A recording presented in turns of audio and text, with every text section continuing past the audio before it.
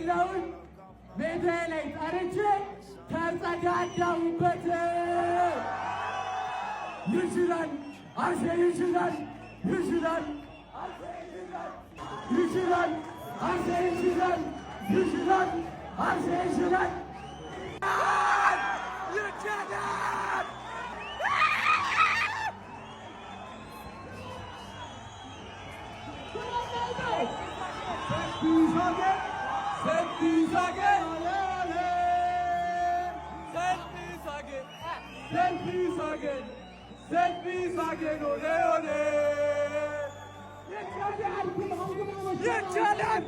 ቼላው ህጋዊ ሚስቴን አንቀባረርኳት እየማው አንቀባረርኳት ራሱ ሚሉ አይገልጾም። ከኔ ጋር መሳፈጥ ይኸውልህ ትርፌ ነው። ይኸውልህ አርሰናልን አየሁ አይደለ? እንደዚህ አይነት ነበልባል ቡድን ነው። ይኸውልህ ቼላው ህጋዊ ሚስቴን እናት የወለደች በቃ ከኔ ሊያስጥል አይችልም ማንም ማለት ነው። እንለያለን እኛ ይኸውልህ ይሄንን ዋንጫ ጥረን ግረን በራሳችን ነው የምንበለው። የማንንም እገዛ አንፈልግም ማለት የማንንም ማለት ነው። ዋንጫውን ከመብላት ደግሞ በተለይ የለንደን ክለብ ሆኖ ማንም አባቱ አስቆመኝ። ማንም አባቱ እያንዳንዱ ማለት ነው የኔ ተወይ ነው። እወጋዋለሁ እያንዳንዱ ማለት ጀማው እንችላለን አሸንፈን ወተናል። ገና የጅማሬው ነው። ቀውጥ ኢቨንት ነበር የነበረን። ኢቨንት ላይ ለነበራችሁ በሙሉ ስለመጣችሁ በጣም አመሰግናለሁ። እወዳችኋለሁ። ከሞን ገዳርስ ከሞን እንደውም ሶስተኛው ዓለም ጦርነት ይነሳ በቃ። እንግሊዝም አለችበት በቃ። አረ ወያላ ቼላው ቆይ ምንድነው? በእናትህ ስነ ዜጋ ስነ ምግባር አልተማራችሁም እንዴ? ተቆንጣችሁ አላደጋችሁም እንዴ? ምንድነው? ኔቶ አፈር ያስበላ ወያላ መቀለጃ አደረከኝ። ምንም አጣመጣም ወያላ ምትበላ መስሏል።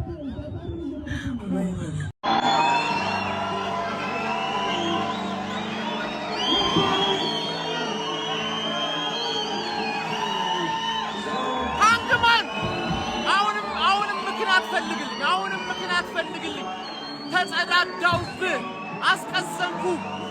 ኩኩሬላ ስላልገባ ነው። ኩኩሬላ ስለሌለ ነው። ኢስታፋው ስለሌለ ነው እንጂ ታሸንፊ ነበር። እንዴት ሰው 11 ጨዋታ ሙሉ ምክንያት ይፈልጋል? ወርሰከደስ ማንም አቆመን። ገባሽ አይደለ?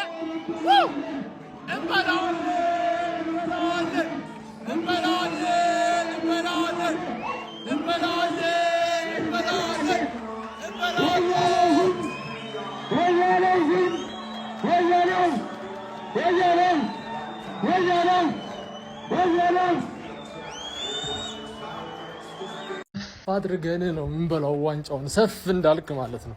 ሊበሉት ነው ሊበሉ ነው እያልክ ሰፍ እንዳልክ ሰፍ ቢስሚላ ሰፍ ነው የምናረጋችሁ። እሺ የቅዘኑ ነገር እንዴት ሆነሽ? ረሳሽ? ቼላው ምንድነው? ቅዝናለና ያካርሽ ቢያንስ እንኳን አትሸኑ። ጀማው እንደተለመደው ጀማው ምንም እኮ አዲስ ነገር የለም። ምንም የሚፈጠር ነገር የለም። ከሪቻው ጋር ስትጫወት ምንም የሚፈጠር ጉዳይ የለም። አባቴ እንደተለመደው ተሰጥቷታል። ጀማው የሚገባን 3 ነጥብ ጀማው የሚገርም ድል ወደ 5 አድርገናል። ዲቻው አስጨንቆ ነበር በቀካሮቶ ለምን በአንድ ተጫዋች አርሰናል አስጨንቅም? እኛ የምንፈልገው 3 ነጥብ 1 2 3 አለቀ። ሌላው ገደል ትገባታለህ። አፍን ስከፍት ትኖራታለህ። የሚገርም ድል ዛሬ ማጋሌሽ ምን አይነት በረኛ ነው? ወልደር ክላስ በረኛ በእናትህ ራያ ቃንዴላ ራያ የሚገርም ጭዌ ደግሞ የሚገርም ጭዌ ዓለም እንዳለ ፍሬውን ይዞ ሲቋጠር እኛ አለን ለአርሰናል። እኛም እንቋጥራለና ለአርሰናል። የሚገርም ጨዋታ የሚገርም ድል።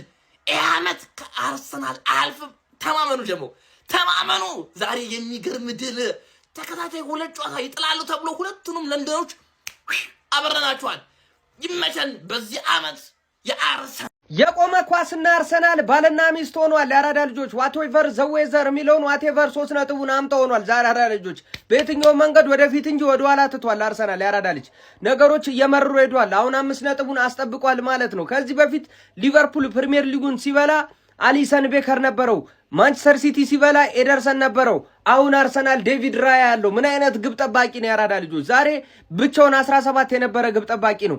ሜዳ ውስጥ እንደ ልቡ ከየት የሚምጣ ኳሱ ለማውጣት የማይቸገር ስልብ ነው። ዴቪድ ዳያ ትዝ ያለው ሰው ኮሜንት ላይ የምፈልጋችሁ ዴቪድ ዳያ ነው። ዛሬ ሲያስታውሰን የነበረው ራያ ማለት ነው። አይወጡ የሚባሉ ኳሶችን ነው ሲያወጣ የነበረው ነበርና አርሰናሎች ለዋንጫ እያደረጉ ያሉት ግስጋሴ ያስቀጥለዋል ማለት ነው። ሀሳብ አስተያየታችሁን ኮሜንት ላይ እያስቀመጣችሁ አዳዲስ ሰዎች ፎሎ ማድረግ ተቀላቀሉ። በደም ሼር ኮፕሊንክ ይደረግ። ይመቻችሁ። መቅዘለቅ ካንዲ ነው ስሜቱን አወቅኩት። ቼላው እንደለመደው ወስጄ ለጠፍኩት። በቀይን የወጣብኝ ሲል እንዳልሰማው ካልሰማ ንገረው ከሰማ ድገመው። ለንደን ሁሌም ቀይ ናት ቢመርም ዋጠው። እናንተ እንዴት ነው ግን ፖፖን እያሰቡ መጫወት ደስ የሚለው? እንዴ ስሜቱ እንዲህ ነው እንዴ? እኔ እኮ ያን ሁሉ አመት ደርሶ መልስ ጧ ሳረግ እኮ ማለት ነው ትዝ ብሎኝ የማያውቅ ለካ ይቻላል ለካ ማሪ። እኔ ለአንተ ክለብ ማለት ነው እኔ ለቼላው ማለት ነው አትኬክም ምናምን አልጠቀምም። በተከላካይ ጽድት ተባለ በተከላካይ ኦንጎል ለአንተ ሰጥቼ እኔ በተከላካይ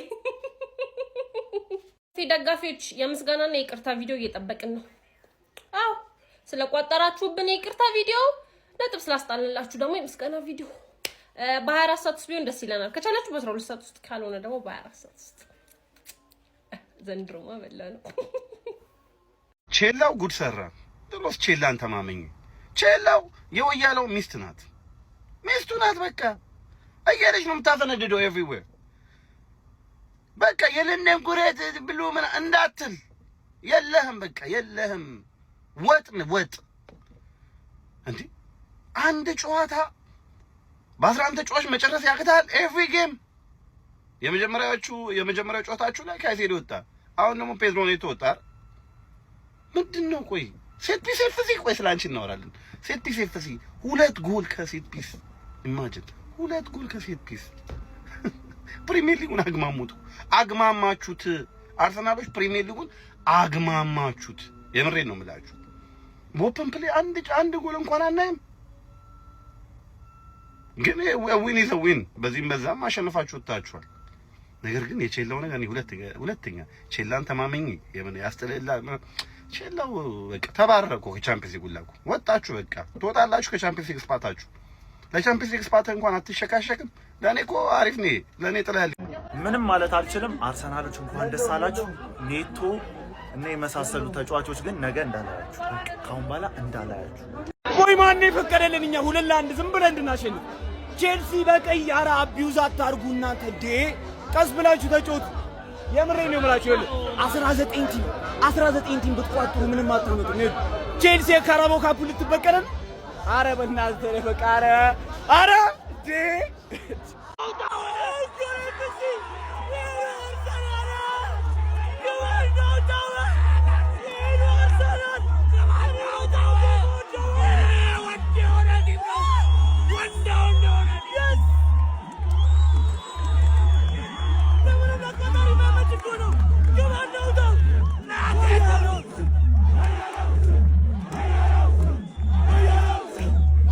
ዴቪድ ራያን አይተህ ሳንቼዝ የሚባለውን ደንቆሮ በረኛ ማየት በጣም ያሳዝናል። ለቼልሲ ደጋፊዎች በጣም ነው ማዝነው። ሳንቼዝ የሚባለው በረኛ እናንተ ስለሆነ ዴቪድ ራያ ልትኮሩ ይገባል። ያርሰናል ደጋፊዎች ከዛ ውጭ ማለት የፈለገው በ10 ተጫዋች ይቀጥቀጥ። አርሰናል ዛሬ የማይገባውንም ውጤት ይዞ ይሄድ በሜዳው ማለት ነው። ከዚህ በኋላ 29ኛ ሳምንት ነው ያራዳል። እንዴትም ሆነ ጨዋታዎችን ማሸነፍ ነው ወሳኙ ነገር። ከዚህ በኋላ ያሸንፋል አያሸንፍም የምንመለከተው ሆኖ ሳለ ግን ደግሞ እንዴትም ሆነ ማሸነፍ በዚህ ሰዓት ወሳኝ ነገር ነው ማለት ነው። የሚገባውንና አስፈላጊ ሆነ 3 ነጥብ ነው ይዞ ይሄድ። ቼልሲ ሰጥቶታል። ቀይ ማየት ግን ቼልሲ የሚባለው ቡድን ግዴታው ነው። ከጨዋታ ቀይ ማየት ግዴታው ነው።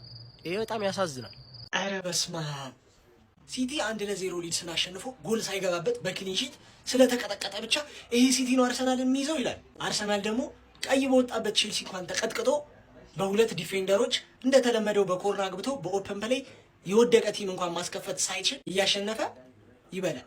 በጣም ትጫወታላችሁ። ለማንኛውም ወደ ጨዋታው ስገባ ላቪያን ለምንድን ነው ቤንች ያረከው? እንደዚህ የሚሽል ልጅ ነበር እንዴ? ሮሜዮ ላቪያ ዴራፕ የተባለ በኢየሱስ ስም ደደብ እግር ኳስ ተጫዋች አይደል። ኦፍሳይድ ያልሆነ ኳስ እንደዛ አልፈ ጋርናቾ ቲምበር በ10 እግሩ ቢሮጥ የማይደርስበት ጋርናቾ ቀድሞታል እኮ ኦልሬዲ ብቻውን ነበር። አታሻማለትም? ቡክትክት አድርገው ኳሱን ኮርና እንዲወጣ አረከው። ሌላኛው ምንድነው ከቀይ ችግር አለባችሁ እንዴ ቼልሲ? አንዱ ምን አለ በዚህ ሲዝን ቶተናም ካሸነፋቸው ጌሞች ብዛት ይልቅ ቼልሲ ብዙ ጌሞች ላይ ቢቀይ አይቷል። እውነት ሳይሆን አይቀር ማርያምን ከነጎዲያ ከብራይተን አወያለሽ እንዲህ በስልኬ ያንቺን በቲቪ የሲቲ ከኖቲንጋም ፎረስት ነው ያለው እኛ ስናሸንፍ የዛን ያንቺ ስትጥይ ችግር የለውም እንመጣለን። ኦለካ ተርፍ ጌም ተጫውታችኋል ችግር የለውም የማይቀር ጉዳይ ነው። በእንደዚህ ማትዛለቁ የሚገርም ፋይት አንዳንድ ደደብ ተጫዋች ባይኖር ኖሮ የሚገርም ፋይት ማርያምን ቼልሲ አድንቄያችኋለሁ። ዴላፕ የሚባል ሰውዬ አያስፈልግም ጭራሽ ቆጣሉት ቆሻሻ ነው። ጆ ፔድሮ ትችላለህ ታገልክ። ፓልመር ትንሽ አቋሚ ወርዷል። ካይሴዶ ትችላለህ። አርሰናል ማንም አይችልም። ማን ቻለ እስቲ እውነት እናውራ ማን ችሎ ነው ያሸነፋችሁት ዛሬ? በቃ ኮርነር ፓስ እንኳን በስ ትሮሳርድ ሲያበል እኔ ትሮሳርድ ነበር የሚመቸኝ የሚችለው አርሰናል ላይ ብዙ ጊዜ አይኔ ላይ የማየው ሁሌ የሚያስደምመኝ ምን አለ እሱ ነበር። እሱ ራሱ አልቻለም። ማንም ሳይችል አሸንፋችኋል። ይሜ እኛ ከዚህ በኋላ ያለውን ካሸነፍን ስለምንበላ እኛ እንደናንተ ሰው እጅ ላይ አንደገም። ከዚህ በኋላ እናንተ ናችሁ። ግባና አውጣው በጣም ወሳኝ አስፈላጊ ከከባድ ጨዋታ 3 ነጥብ ወስደናል። ግን ደግሞ ማለት ነው አርቴታ አሁንም ቅያሬ ላይ እኔ በጣም ማለት ቅያሬ ካልጨረስን ከዛ በኋላ የደከሙ ተጫዋቾች ካሉ ሊያውም አንድ ተጫዋች ብልጫ ቀይ ካርድ አይቶልን ከዚህ በላይ ጎል አግብተን ተጨንቀን ማሸነፍ የለብንም ነበር። ከዚህ በላይ ማሸነፍ እንችል ነበር። ለማንኛውም ያባሌን በቦሌን ብለን 3 ነጥባችንን ወስደናል። ራያ እንዴት ነው የሚችለው? በእውነት እኔ ምንም አይነት ቋጥሮ ብንቋጥር ምን አይነት ለግብ የሚሆኑ ኳሶችን ነበር ሲያድን የነበረው። ምን አይነት በእውነት አርሰናል ፋንስ ይሄ ሰው የናንተ ተጫዋች ስለሆነ የናንተ በረኛ ስለሆነ እጅግ ልትደሰቱ ይገባችሁ። በጣም ነው የሚችለው በእውነት። እኔ ፕሪሚየር ሊግ ላይ እንደዚህ አይነት በረኛ አላየሁ። እውነታው ልንገራችሁ በቃ እውነቱን ስናገር ማለት ቼላ ወንድም ጥላ ቋጠርኩ ሰማዩ ለብሼ ቋጠርኩ አልሆነም። ይቋጠራል ፋሚሊ። አለበዚያ ደግሞ ማለት ወርልድ ዋር ይጀምራል። 3ኛው ዓለም ጦርነት ይጀምራል። አርሰናል ዋንጫ ይበላል። ለሱን መቋጠሩ ገባሻ አንቺ ከምትበይ ማለት ግን ይመቻችሁ። ራያ አይደላችሁ። ከአርሰናል 2 ቼልሲ 1 የተረዳናቸው 5 ነገሮች። የመጀመሪያው ዙቢሜንዲ በጣም ወዶ ተጫዋች ነው። ዙቢሜንዲ በዚህ ዓመት አርሰናል እዚህ ያለን ቦታ እንድንደርስ በጣም ትልቅ መንገድ እንድንራመድ ያደረገን ተጫዋች ነው። ከሆነ ሰዓት በኋላ ግን ዙቢ በጣም ጨዋታ ከመደራረብ የተነሳ ካለ ድካሚውን አላውቅም በቃ ላይክ አቋም ወላ አይደለም ጭራሽ ፎርም ላይ ሆነ ተጫዋች አለ ዙቢሜንዲ ዛሬ ያረጋውን ፓስ ወይ ደግሞ ዙቢሜንዲ ዛሬ ያረጋው ታክል ወይ ደግሞ ዙቢሜንዲ ያረጋው ምንም አይነት ነገር ዛሬ እኔ አላየሁም። ፐርሰናሊ እናንተ ካያችሁ አላውቅም። በጣም መስተካከል ያለበት ነገር ነው። ይሄ ነገር 9 ጨዋታ ነው የሚቀር። በጣም ትንሽ ጊዜ ነው የሚቀር። 29ኛ ጨዋታችን ነው ዛሬ የተጫወትነው። መቀየር መስተካከል አለበት።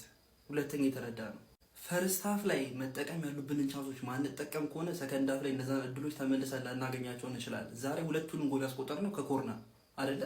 ፈርስት ሃፍ ላይ ክሊር ከት ቻንስ አይኖር እንጂ ሊትራሊ እነሱ አንድ ተከላካይ ኖሯቸው እኛ 3-4 ተጫዋች ሆነን ፓሶቹን ለምን የምናበላሽ? ቲምበር በላይ በኩል ሄዶ የወጣው ኳስ ለምንድን ነው እንደዚህ ለንቋጥ አይነት ምት የሚመታው? በጣም ነው የሚያበሳጨው። ምክንያቱም እንደዚህ አይነት ስንት ተደጋጋሚ ጨዋታዎችን ተመልክተናል። ስንት ጨዋታ ተመልክተናል። እንደዚህ አይነት ነገሮች መስተካከል አለባቸው። ላይክ እንደዚህ መቀጠል አንችልም። ምክንያቱም ነጥቦች ሉዝ ማድረጋችን አይቀርም። ከዚህ በፊት ሉዝ አድርገን ስላየ ነው ማለት ነው። አሁን የትሮሳርድ አንድ ኳስ እዚህ ጋር ፊት ለፊት ፎቶ ስላለ ሊትራሊ ሁሉም ነው እንደዛ ሲያደርጉ የነበሩት። ሶስተኛ የተረዳ ነው ሊጉ ላይ ከሳምንት ማለት ነው እየወጣን ያለው ይሄ ሰውዬ ነው። አዎ እሱ ያጠፋባቸው ነጥቦች ያጣንባቸው ኳሶች አሉ። ሊትራሊ ግን እንዴት አንድ ቡድን አንድ ሰው ቀይ ካርድ ሲወጣለት የተሻለ ተጫዋች በ11 ተጫዋች አድቫንቴጅ ወስዶ መጫወት አይችልም። ተመሳሳይ ነው ጨዋታው። አርሰናል 10 ተጫዋች ሆነበት ያኛው ቲም 11 ተጫዋች ሆነ የተለየ አይነት ማጥቃት የተለየ አይነት ፕሬሸር እና ነገር አንመለከትም። እነዛ ቻንሶች ለብሮ ሲፈጠሩ የነበሩት ይሄን ኳስ ያወጣው ነው ጋርናቾ ክሮስ ያደረገው ኳስ እንዴት ነው ሊትራሊ አንድ ሰው ቦክስ ውስጥ ኖሮ ዲል ማድረግ ያቅታቸው ከዛ ሰው ጋር ማለት ነው። ሊትራሊ ጎል ቢሆን እኮ በ10 ተጫዋች አቸውን ወጣ ሌላ ነጥብ 94ኛ ደቂቃ ላይ አጣ ማለት ነው። እኔ ማርያምን ኳስ በሰላም ማየት አንችልም እንዴ? ኧረ በስመ አብ። አራተኛ የተረዳ ነው ሳሊባ ምርጥ ተጫዋች ነው። ምርጥ ተጫዋች ነው። ጎል ስላገባ ብቻ አይደለም እያንዳንዱ መስራት ያለበትን ስራ አመቱ ከጀመረ ጀምሮ ዛሬ የመጀመሪያ ጎሉን ያስቆጠረው በኦን ጎል ሲሆን በሳሊባ የተያዘ ይመስለኛል ኳሱ ጎል ስላስቆጠረ እያንዳንዱ ጨዋታ ላይ እንዲህ አንድ ኳስ ሳይሳሳት ነው የተጫወተ ያለው። ሁሉም ነገር እየሰራ በስርዓት እያደረገ እየመጣ ያለ ተጫዋች ነው። ላይ አላወራንለትም። በዚያ ጭራሽ ነው ያላወራንለት ለሳሊባ ኮንትራቱን ፈርሞ አራዝሞ እኛ ጋር ዋንጫዎችን ማሳካት የሚፈልግ ሜንታሊቲውን በስራ የሚጠብቅ ያ ኳስ ኦን ጎል ከገባ በኋላ የነበረው ፊት አይታችሁታል። ሊትራሊ በቃ ለኛ የሚያስፈልገን አንደኛ ወንድ የሆነ ተጫዋች ነው። በጣም ደስ የሚል ፐርፎርማንስ ነው ከሱ ያየሁት። ሂንካፔም ራሱ ላይ ጎል ያስቆጠረ እንጂ በጣም አስደስቶኛል ዛሬ። ግን በቃ አምስተኛ መጨረሻ በጣም ደስ ያለኝና የተረዳሁት ነገር ምንም ነገር ቢሆን እንደዚህ አይነት በቃ ዋስ የሆነ መንገድ የለም። በቃ ሊትራሊ ክሊር ከት ኤዜ መጥቶ የሞከረው ቻንስ የሆነ ቻንስ ካልሆነ በቃ ዋስ ከለላ መከታ ማለት ይሄ ነው። በቃ ኮርና ላይክ ሊትራሊ ስንት ነጥብ ነው በዚያ ከኮርና ኒኮላስ ዮቨርን ቆም አይደለም እዛ ግድግዳው ላይ መሳል ሊትራሊ መዘመር አለባቸው ለብቻው ዜማ ወጥተው እኔ ማርያም እንዳሸነፍን ራሱ አይደለም ውስጥ እየተሰማኛለሁ። በቃና ጥሩ ነው። 4 ነጥብ አድርገናል። ፎሎ ኮፕሊንግ ሼር ያደርጋችሁ ይመቻችሁ። ወሳኝና አንገብጋቢ 3 ነጥብ ሀቢቢ በቃ ጣፋጭ ዲል ግባለት። ይሄ ነው ቋጣሪ ሁላ እስኪ ምን እንደሚወጣህ ነው የማየው። በአላህ የሚገርም ታይም ላይ የሚገርም 3 ነጥብ ማን ፈርቼ ነበር። አሁን ይኸውልህ የችግር ማሲንቆ አንገዘግዝም ስለ ጨዋታው ማለት ብዙ አንዴ በጭንቀት ጨርሱ ተብለናል። ሰው አንድ ተጫዋች ወጥቶልህ እንኳን ነፍሳችንን ሊያወጡት በአላህ ብቻ በቃ ይሄ ነው ሴት ፒስ አጌን ኦሌ ትላለህ ማለት ይሄ ነው በቃ ቲም ምን አሁንም ቢሆን ከባድ ነው። ስለ ዋንጫ ተውት ወገን፣ እንደምታዩት ነው ገብታችኋል። እያንዳንዱን ጨዋታ እስኪ እያሸነፍን እንሂድና ስለ ዋንጫው በኋላ ብንመካከርበት ይሻላል እንጂ እኔ እንደሆነ በቃ ሊያስጨልሉኝ ነው የተነሱት። ኧረ በአላህ ምን አይነት የገጠመን ትግል ከባድ ነው ወገን። ኮርና ኤፍሲ ድጋሚ አሸንፏል። ቋጥሮ አልተሳካም። ለማንኛውም ቼልሲ አደራችንን በልታለች። በጣም ያሳዝናል። እኔ ግን በጣም ይገርመኝ የአርሰናል ደጋፊ ድፍረት እኮ ነው። ሲቲ እንደዚህ ተከትክቶ ተሸንፎ ተበልጦ ምናምን ስለ ጨዋታ ለማውራት አንተ ሞራል የለም። በ2 ኮርና ነው ያሸነፍከው ድጋሚ ማለት ነው። አመቱን ሙሉ ተልከስክስ እያሸነፍ ስለኔ ጨዋታ አስተያየት የመስጠት ሞራል የለህም። እኔ የአርሰናል በተአምር ዋንጫ ይበላም ምን አለ ይበሉኝ። በተአምር ማለት ነው። እንደዚህ የሆንክማ ዋንጫ ትበላትም እኛ ያያለን ማለት ነው። ይሄን ኳስ እናድነዋለን። ካራምቦል ፕሪሚየር ሊጉ እናድናለን። ምክንያቱም ፕሪሚየር ሊጉ ስሙ ይጠፋላ። የምሬን ነው። በጣም እንግዲህ ያሳዝናል። ቼልሲ ቻምፒዮንስ ሊግ የሚገባ አይመስለኝም እንደዚህ የተጫወተ ማለት ነው። የቼልሲ ቀይ ጉዳይ ነገር ግን በየጌሙ ከአርሰናል ጋር እንኳን ደርሶ መልስ ነው የታየው። ባለፈውም በ10 ነው የተጫወቱት። ምናልባት እኔ አላቅም ያው ቼልሲም በ11 ሰው ስለማይችሉት ሁሌ በ10 ሰው ያደርጉላቸው ይሁን እኔ አላቅም፣ ግን በጣም ያሳዝናል። ለማንኛውም እኛ ያገባንም ዞሮ የትንፋሽ ለማግኘት ነው እንጂ ዋንጫውን እንደምንበላ እርግጠኛ ነኝ። ቻምፒዮንስ ሊግ ምናምን ጌሞች ስላሉ እዛ ላይ ለማተኮር ነው እንጂ ማለት ነው። ፕሪሚየር ሊጉን ብቻ ማንሳት ከፈለግም ቀለል አድርገን ነው የምናንሳው። የቀረውን ጌም በሙሉ አሸነፈ ማለት ነው። ኮርና ኤፍሲ ግን እንገናኛታለን። ትመጫታለሽ ኢቲያድ